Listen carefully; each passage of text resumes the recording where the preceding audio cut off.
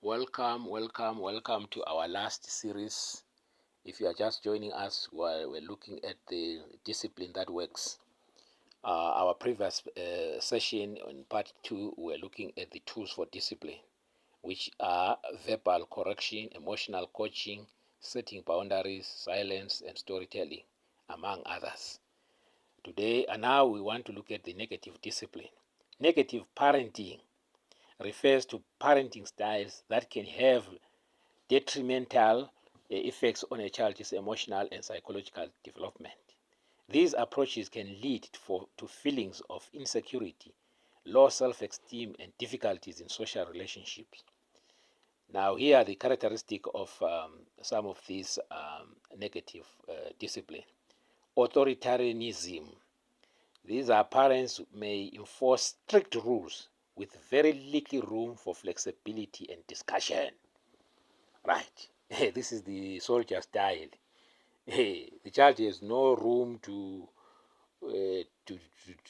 air his views or to react in his own or her own way. He has to take the instructions. This is a one way.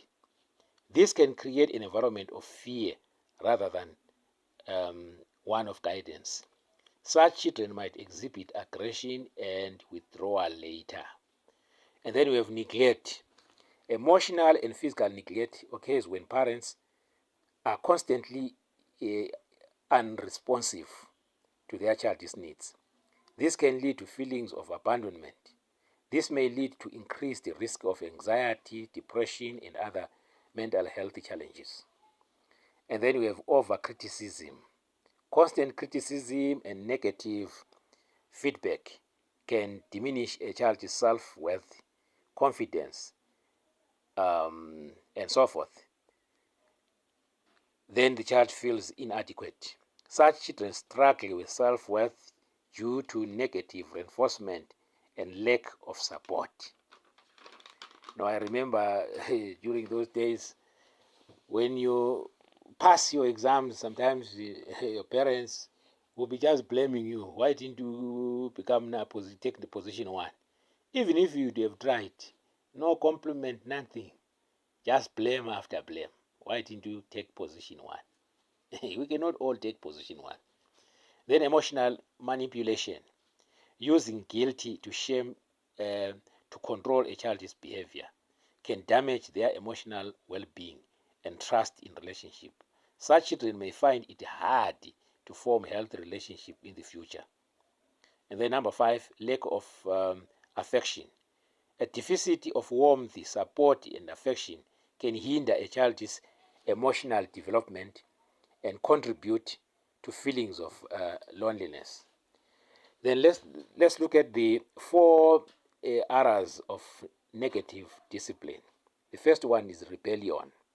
When parents, teachers are excessively authoritarian, children may feel they have no control over their own lives. This lack of autonomy can lead them to rebel as a way to assert their independence.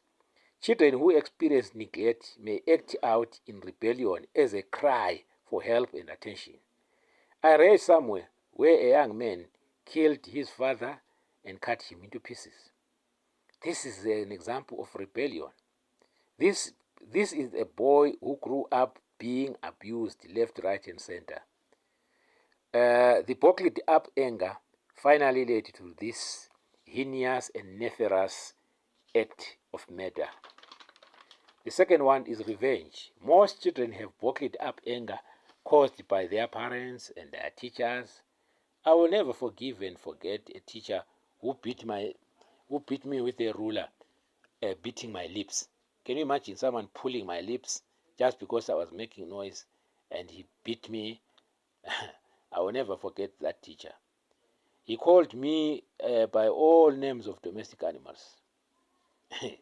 I grew up wishing to meet this teacher and do exactly what he did to me. But unfortunately, I never met him again. But these are some of the things. Sometimes even children feel like that with their parents. That I wish I could revenge.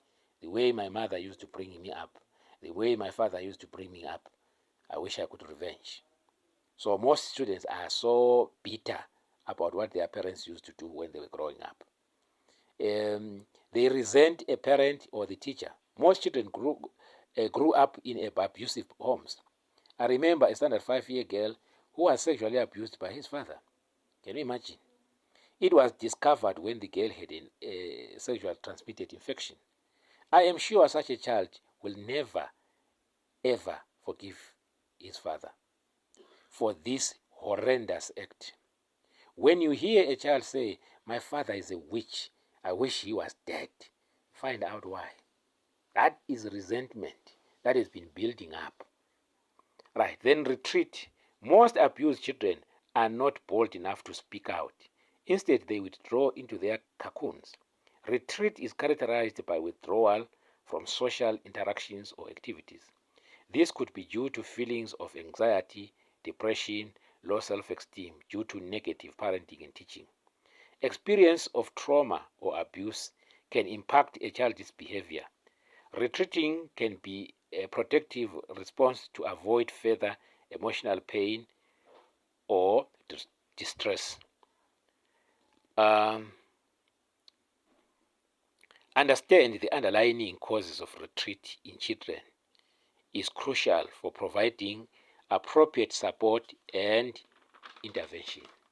In conclusion, ladies and gentlemen, if your child cannot be disciplined when you are not there, then your discipline is not working. Lasting authority is trust and respect, not power and control. The number one secret of good parenting is modeling and mentoring. Just be an example and stop lecturing. What they see you do is what they will do. What you say is not as powerful as what you do. If what I shared does not make sense to you, just forget. Never remove what you have been doing if you cannot replace it. I thank you. My name is Ndiweni.